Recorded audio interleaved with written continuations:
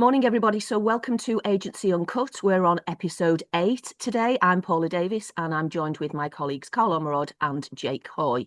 Now, the focus of today's episode, we're looking at the statistics that have been released recently in terms of the premium market, and we want to talk about how those statistics, how we're finding those in everyday property life. But first, I want to talk about something that's happened to me a couple of days ago. A little bit frustrating. I wanted to throw it over to you guys just to see, have you got similar experiences? How has it been with you? So this is a property that has been on with another agent. It's been on for 6 months. Now, in that 6 months, it's had 5, I think maybe 6 reductions. Wow. So it's really clear that this seller wants to sell this property. It's a probate, so it has to sell. The property has to go. After 6 months, she's had enough. She has given the agent notice and she's signed with me. So it came off with the agent Friday and it's come on with me as of Monday. So I'm just going through the preparations now to get this property ready to market. And she's had a call yesterday to say, we may be getting an offer for you from the high street agent. That old chestnut. Yeah. Yeah. And I find it frustrating because I think, you know what, she's clearly been neglected for 6 months. I think most of those price reductions, it's been her chasing the agent. I think the first thing she said to me when it was initially priced is that she actually said to the agent, is that not too high? We can go in lower. Nobody listened to her and they still listed it at the price that they discussed at the market appraisal. So she's clearly keen to sell. And it just feels like the agent has received the notice, probably naffed off with that, and as opposed to it now being within the volume and being lost with the maybe 100 plus properties that they're marketing, it's now been brought to the top of the pile after 6 months, just as I've started work. This is just typical volume estate agency, isn't it? Because I don't know anything much about this one, but I'm guessing it's probably a high street agent that's got a presence in that area with a lot of property. It's probably been forgotten. They're probably thinking, oh, it's too much money or too much hassle. They're focusing on the new ones. I think I've used this expression before, and I'm sure I'll use it again. What I call 𝗪𝗵𝗫𝗍𝗍 estate agency. You get an agent, it brings on 50 in a month, 25 sell, 25 fall off. That's probably one of those 25. It's been forgotten about. And the minute it's brought to the forefront that the client is unhappy and wishes to move, they suddenly have an internal meltdown and think, oh no, we spent money on marketing costs and we don't want to lose that board because another agent's board going up is embarrassing, etc., etc. But it just shouldn't work that way. Look, we can sit here for hours and complain about it, but unfortunately that's just one of the pitfalls of going with a volume agent, which is why we as a brand and an industry of self-employed agents are so successful, because it's quantity over quality. Sorry, wrong way around. Quality over quantity. So I think that's the problem, isn't it? Look, great. I always say to owners when I go out and they say, I've got to give 4 weeks notice. I said, well, what's the worst thing can happen? They can pull the finger out and sell it. And I would probably say that 1 in 10 do.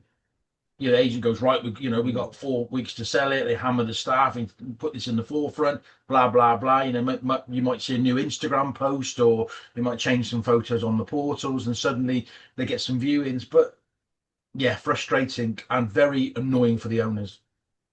Yeah, I think it's.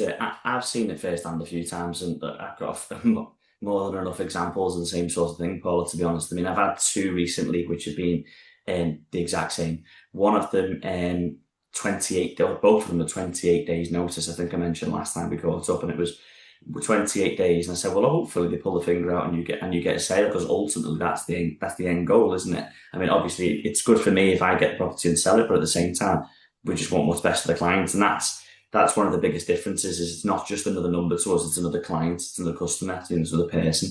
And I've had one recently that has literally been on the market since January.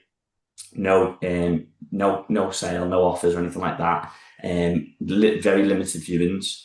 The seller gave 28 days notice, and they had 13 viewings within those 28 days. And 2 offers come in, but the offers were nowhere near the asking price. And then the agent was basically saying, obviously we priced it at the higher end of the market, so what the seller believed they were doing is just putting people in there who potentially couldn't really afford it. It was just a case of, this seller might take a bit less. Do you want to go along and have a little look? But they might not even be able to afford it. they took it off. It went live with me a week and a half ago, 2 weeks ago. And I've got 3 offers over asking the same asking price that they put it on at. So I think, again, it's just speed of getting to those people who are interested and being close to the house, because I've seen it firsthand from high street estate agency in the past, where a property, like you mentioned, Karl, gets a bit old, gets a bit stuck, and the lister is just bringing in fresh stock. And it's a case of, right, we need to meet expectations with this new property. And they completely forget about this other one. Whereas I know that we have regular seller review meetings every sort of 2 weeks, a week or something like that, or even more often, to be honest, where we stay really close to the sellers and, do you know what's happening? Well, this is happening in the market. We've not got viewings booked in yet, but it's because of this, blah, blah, blah. And it's just regular updates. Communication is the biggest thing. 100% is the biggest thing. And that was obviously lacking there until they get told they need to pull a finger out or they're going to lose the opportunity. I met with a couple of mine yesterday that we took a property on in 𝗪𝗏𝗄𝗏 about 4 weeks ago. Been on with a local agent, high street, 6 months, no viewings, dropped the price 100 grand, saw me on Instagram, called me out. It was empty, had to be virtually staged, really quirky property. You just looked at the photos and you just couldn't work it out. And it's typical agent. They've thrown the photos on. One of my frustrations, it doesn't flow, kitchen, bathroom, bedroom, garden, garage, hallway, you're like, I want to walk through, pictures should create a walkthrough. And I had somebody the first day it came live view it that viewed a week previous with that agent and even mentioned it to them. They viewed it 3 times, decided it just didn't work for them on a bedroom front. I reached out to another couple that had viewed another property and said, what about this? And well, we saw that one was on the market, but we don't like the way it flows. We had a conversation. I got them there. They've offered. We've agreed to sale. That agent should have had that sale. But because of the poor marketing, no video that was really presented well, no virtual staging to give people the understanding of how they need to, or they want to live and can live. Royston Guest, who's a very big international speaker, always say people need to be led, and that's why we do virtual staging, people to understand how they can live there. We didn't change the price, and we've sold it. And the owner says to me yesterday, why? And we have this conversation. He says, it's so frustrating that we didn't know about you first. And I said, well, that often happens. But my point is that people think it can just be put on Rightmove and that's the job done. It's not. It's not at all. Not at all. Anyway, we're waffling. So, interesting. Paula, let's talk about the premium market. Yeah, so that's the aim of the podcast. We digress there onto talking about properties come off. So we've got the statistics out for the Premium Property Pulse, which is the premium market magazine, which is due to come out, quarterly magazine. I believe it's in print now, and that's going to be coming out soon. So the statistics that come out, correct. So the statistics that come out on that show that actually stock of the premium market is actually at an all-time high. We've got a lot of stock out there. Buyers have a lot of choice. Do you guys see that in terms of what you're taking on? Yeah, I mean, I think that, I send out my monthly stats to my owner with a Rightmove report, but obviously I download, because now we're on obviously 𝗪𝗏𝗏𝗏, which is fantastic. I've already started to see some traction with that. I download their monthly report as well per postcode, which is a lot more dialed down. And interestingly, obviously, because I do a lot in Formby, as you guys know, I did 𝗪37. 𝗪37 is 3% down on prices, but 33% down on transactions and 15% up on stock. You stick that into a calculator and you work it all out. It's kind of like we're almost double where we should be, or we have been, because a lot is taking so much longer to sell. A lot less is selling, and there is more available. So yeah, there is, and I think that highlights the importance of correct pricing, correct marketing, and the right agent. Interesting. I think Chris Watkin put a post on in 2021 in COVID. You can throw it on the internet now. It's a whole new ballpark. And I'm on many Facebook groups. There's a self-employed Facebook group. There's a guy. He's up in the Lake District area. No, he's in Yorkshire. Tell a lie. He's from Lake District originally, but he's in Yorkshire. And he put on last week that 3 local high street estate agents all closed the same week. And you think, well, if there's that volume of stock around, really, they should be in a position where they should be fine, but it's not. It's because they're just not selling any of it. So yeah, you are right. Interesting.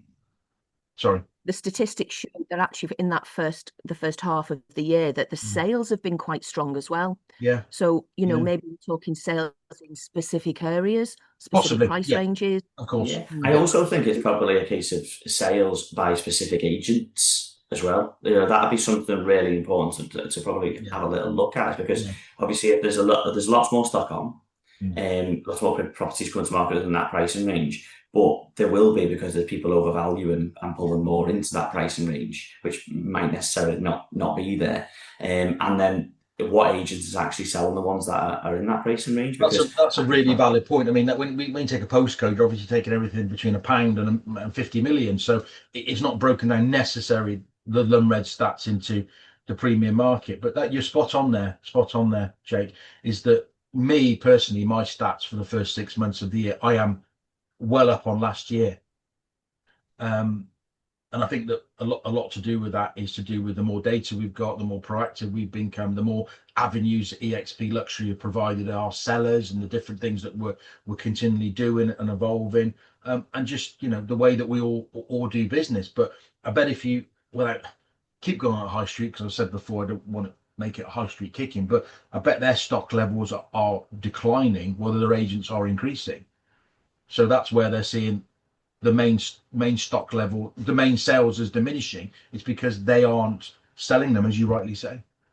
Yeah, I mean we've got a growth in personal estate agents over the last. We know this already. There's been a huge growth in it, and there's been a huge decline in withdrawals. So we've seen that from this. Obviously, withdrawals are down within this pricing range, and the majority of agents who are listing the higher pricing range are becoming self-employed agents. So it does start to make sense within the numbers as well, doesn't it? Do you know what? I genuinely, I have a pinch myself moment twice a week, where I say to myself, how can 1,000 and a bit self-employed agents be more successful than the biggest estate agency in the country that has probably similar levels of high street offices with multiple staff, not do the same business that we do? We've got, I think there's some stats out there, we've got one of the lowest fall-through rates in the industry. We're the quickest from point of sale to exchange, and the quickest from exchange to completion. These kind of stats, and it all goes down to the fact that we're self-employed and we are accountable, which they're not. We are accountable. And I still look at it and think, wow, that's just that I still struggle to comprehend that. I really do. If we had 5,000, I would get it, but almost a like for like, one person, one office, that's mind-blowing. Yeah, that is mind-blowing. As figures, as statistics, I absolutely agree. And you sit there and go, how can that be possible? How can we sell the most houses but only hold 2% of the market? Yeah, exactly. But then when we've all in our various elements experienced high street, so we know how it operates behind the door, and we're all here generally because we know we can make a difference and we can do things differently to how it was done at the high street. And I think we all are aware that a formula has developed on the high street where you have a lister, whether it be a lister, a manager, a valuer, whatever you want to call them, and they're targeted to take the properties on. And as you've said many times, Karl, you're guaranteed that is the only person who will never speak to you again. And he's actually the only person who has seen your property. So when your property is handed over to office staff who haven't seen your property, they don't have any more tools other than to say, let's reduce. What else can they suggest doing? Because they don't know your home. No, that's exactly right. And I think that's even worse for sales progressors, because they're dealing with a buyer they've never met, a seller they've never met, a home they don't know anything about it, and they are the one in that office with no training. Let's be honest, they've not gone on a conveyancing course. They're just, I'm a sales progressor. And suddenly they're responsible for getting your sale through. Well, they're not. They're just ringing solicitors and saying, can you give me an update? And then they pass it on to the client, and the client thinks they're progressing it. They have no influence. All they're effectively, I've said this, I mean, we digress now, I've said this for years. If solicitors blank carbon copied in the estate agents, their level of work would drop dramatically, because they wouldn't have to deal with all the inbound calls they're getting from estate agents, which may be 2 on each sale because it's the buyer and seller, and they would just be able to say, there's your blank carbon copy, there's your update, and I will update you as I update everybody. Job done. job done. And that would probably reduce the fall throughs dramatically, because the agent suddenly in real time sees exactly what's going on, thinks I can deal with that. Yeah, I think the other thing that slows the fall through rates down massively, these withdrawals and stuff as well, is, I mean, touch wood, very, very strongly. I've not had a fall through yet. So well, touch wood. I've said it now, haven't I? But no, I haven't yet. So it's a huge, huge difference. But on the stat side of things as well, I think one thing that really does have an impact on things going through to completion is, it's not about, for us, it's not about a case of just selling quickly. It's a case of selling to the right buyer. Now, a lot of a high street agents, or maybe really large independents, to be honest, it's a case of, oh, we've got a buyer, and they just get it agreed, put it in solicitors' hands, and it falls through in 2 weeks because they weren't quite sure. Whereas for us, it's a case of, don't just sell it right. And if it's the right client, the right buyer, matching up with the right seller, the right intentions, you know, they're looking forward to that lifestyle that they're going to get when they get there, it is much more likely to go through to completion over the first offer that come in, just getting it agreed because you want to put a mark on your sale agreed for the month. You know, for us, if it doesn't go through to completion, it doesn't matter that it was sale agreed. You know, it's more important for us to actually get it through to the end. Money banked, isn't it? That's the way that we work. We're not having to tick off, you know, figures that an area manager requires every month on a certain amount of net sales. To us, it only matters when we've exchanged contracts and the money's in the bank. So yeah, totally right. I mean, I've got an apartment that I listed about 10 days ago. I knew the client of old. I sold their house in Victoria Road when I worked elsewhere. They came back to me with the apartment. We've had like 3 offers on it, and all would have been acceptable, and all have just fallen through on it. And they're like, oh, we've lost 3 buyers. I said, we haven't. They're just flaky buyers. One of them is made an offer, but he keeps moaning about the parking. And I've said to the owners, 6 weeks down the line, that parking issue becomes to the forefront, and he'll withdraw, guarantee it. And what's happened? He won't commit to it now. So they're frustrated, but a lot of agents go, yeah, no problem, we'll get that agreed, memorandum of sale out, on to the next one. 3 weeks down the line, he does have that conversation, and then they've lost time. So you're right, it's not about getting a buyer, it's getting the right buyer. Definitely. So I know we digressed there a little bit into it, but it's a great conversation. But no, so coming back to the, you know, the statistics, if there's record stock out there, what are you feeling from potential buyers, from viewers who are looking at properties or maybe making inquiries? You know, are they more choosy in terms of the properties they're looking at, what their expectations of what the property will be or the presentation will be? How are you finding that? I think there is a lack of urgency. I think because they don't feel like they need to rush. I think they feel they can look. You know, I've got a client of mine. He's in IT and he's an app designer, and I've kind of been showing him property in Formby for the last sort of month or so, and he's looked at 4 or 5 over 2 million, and he's like, you know, it's a big decision, but because he's not. I mean, I recently sold one last week or 2 weeks ago at 2 million, the only one that's sold in that price range in Formby in the last few months. He's looking at all this stock, thinking, well, it's not selling, so. Do I wait for the prices to come down? Do I just keep waiting until the right property comes along? You know, ticks every single box, which we know is probably impossible. There's no urgency. If a lot of them were selling really quickly, he would be under pressure, but they're not. So the increased stock level creates a situation where people take a lot longer because they don't need to. You know, if you go to a car dealership and you're looking at buying, you know, say we had a conversation about Teslas, Paul, and there's 50 Teslas secondhand, you'd be like, but there's 2 and they sold 30 last week. What would you do? Yeah, well, it goes back to people want what people want, don't they? Well, it's like a restaurant, isn't it? I always say, if you go to 2 restaurants and one of them's full of people, another one's empty, which one do you go into? See, the funny thing on that as well, though, is if you I love that analogy, because if there's one restaurant that's really full here and this restaurant that's obviously a lot quieter, then this comes to estate agency as well. I know an awful lot of people will go with this agent just because there's a lot more people in there. But where do you think you get a better service? In that one, because you're going to be one of the best. It's quality over quantity. You know, people use old adages, and like boards breed boards, and people do look, oh, they've got a lot of boards, I must go with them, they're the biggest, they've got the most property. But just because they've got the most, that doesn't make them the best. It actually works the other way. I bet it'd be interesting, actually, if you said to Chris Watkin, who's Mr. Stato, find out, you know, the agent that's got the most, what their withdrawal and fall through rates are like coming down compared to the agent who's got the least. I bet it'd be interesting. I bet that guy at the bottom that's got 5 or 6 houses sells 5 or 6 houses. I don't know if you've been following, but Chris Watkins doing his top 250 agents for the 6 months. And it's interesting, as I look at it every day. I've got a note on my phone at 3 o'clock because he puts it on it too. And I look at it, and it's interesting. These high street branches, 115th last year, 136th, they're all going down. None of them have gone the other way. When we get to the top two, we know it's going to be us and one other high street, one other self-employed model that we know about. We think, or they'll be very close, but we would have motored ahead, and the gap would have been increased dramatically. But all these high street agents are dropping and dropping and dropping. So it's good to see. It'd be great to print it all off and create a chart, but I haven't got time to do that. But I'm just saying it's showing the way the market's going.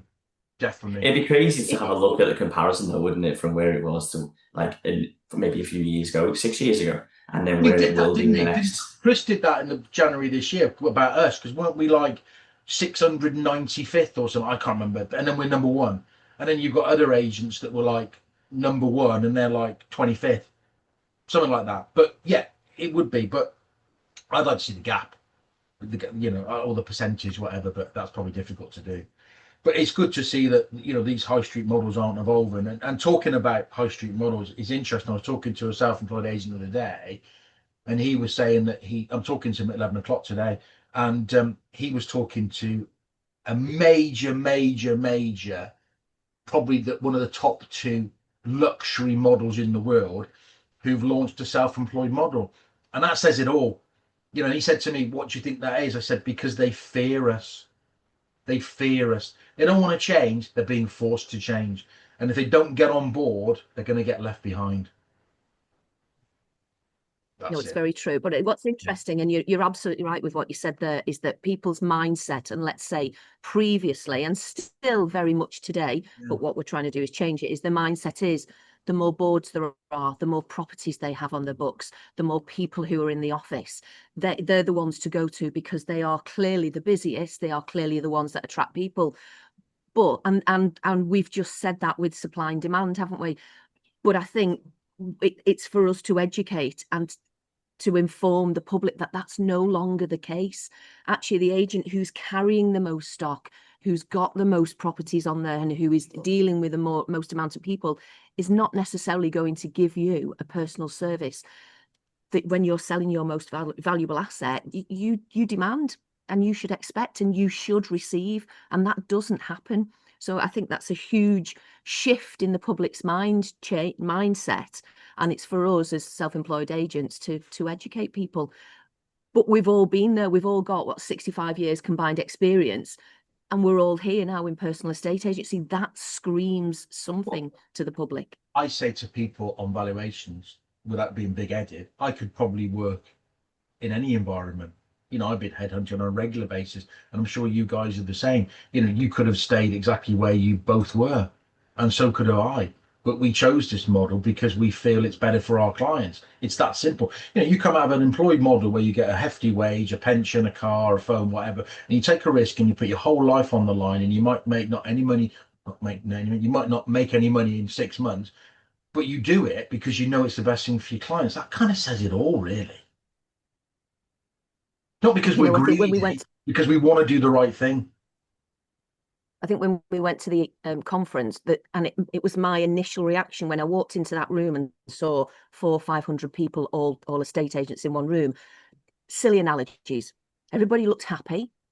Everybody was dressed in colour. It's probably a female observation, but what I mean is estate agency world, grey suits, you know, shirt and tie, stressed, grey looking, you know, shattered, you know, all of that was not sat in that room. Everybody looked happy. They looked healthy. They were chatting. They were wearing colour, and it just gave you an understanding of the lifestyle that these people are living and the clear enjoyment and self-satisfaction that they're getting out of the job that they're doing, which wasn't evident, or certainly wasn't evident when you're working in high street, because everybody's really busy and stressed and tired and I think you did say that on the day as well, Paula, when we were at the front, and you said that everyone just seems lit up, don't they? And I think the other thing that I took from it, which was known already, but it was something that I took considering how many people were there, was when everyone was talking about how they're getting on and stuff like that, they were all talking about their clients, not numbers. There's not that, our office has done that and we're the best in the area. No, you're right. It was all about their clients and how they can do better. And the whole conference in 2 days was about how we can do better. It wasn't about making more money. It wasn't about increasing this and doing that and doing this. It was all about how do we make the journey for the sellers better and to provide a better service and to sell their property. And I think that was interesting. You know, you go to, you know, I worked at an agency many, many years ago, and you go to a conference all about, we'll sell you this and we'll sell you that, and you should be buying this and should be buying that. That's not what that was about. That was about providing the best for your clients. And I like that. I like that a lot. And I think when you're selling your most valuable asset, that's exactly what you want. Yeah. I still don't get why people, you know, we couldn't have this conversation another day because we're getting close to run out of time. But, you know, you value, you know, people buy a Range Rover, they take it to Hatfields to get it serviced because they're the main dealer. But they've got a house that's worth 3 million. And they put it on with somebody that's charging them nothing and getting a crap service because they think they're saving themselves money. Yeah, but I say that again, it's the volume thing, isn't it? It's like you can go to McDonald's and pay for peanuts and get a terrible service, and it's absolutely chocker. You know, they've got so many staff and everything. Or you can go for a Michelin star meal somewhere, pay a little bit extra, but you know exactly what you're getting. And the McFlurry machine never works because I can never get a milkshake. No, because it can't. And it's not that it's not working; they just don't want to clean it out. No, that's exactly it. That's right. Have we got any time left, Karl? Have we got a couple of minutes? 5 minutes. Right, I tell you what I haven't touched on, because we are still trying to focus on the premium market, but it's great that we digress because it's still everything is a substance that we talk about. But the market gets different when you get over 2 million. Oh, 100%. Yeah, I mean, I think there's a Northwest stat. Over 1 million, you are 0.5% of the market. So I say to owners, that means every 200 inquiries an agent gets, they're only getting one for yours, or over 1 million. And when you get over 2 million, it's 0.2. So that means for every 500 inquiries, they're getting one.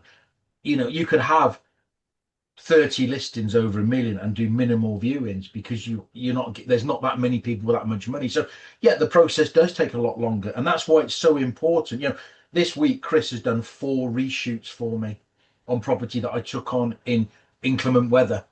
I paid to go out, he's gone out, he's done some late night stuff, got them back. Owners are chuffed because we've got seasonal images. How many times you still see stuff now with Christmas trees up and frost on the drive?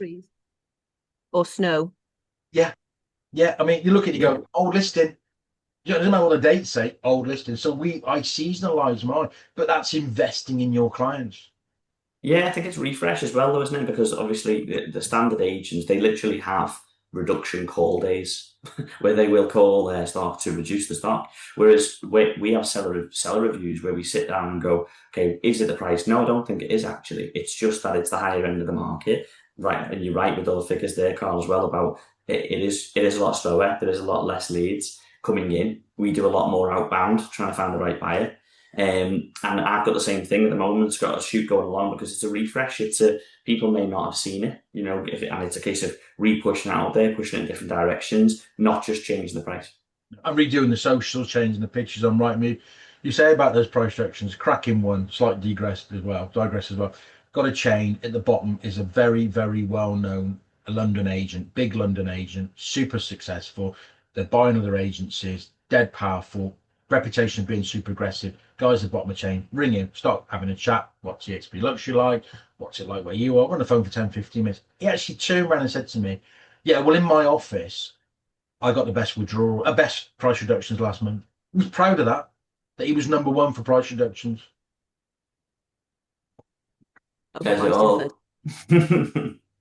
Just like that. Motivated by the wrong things. Say again?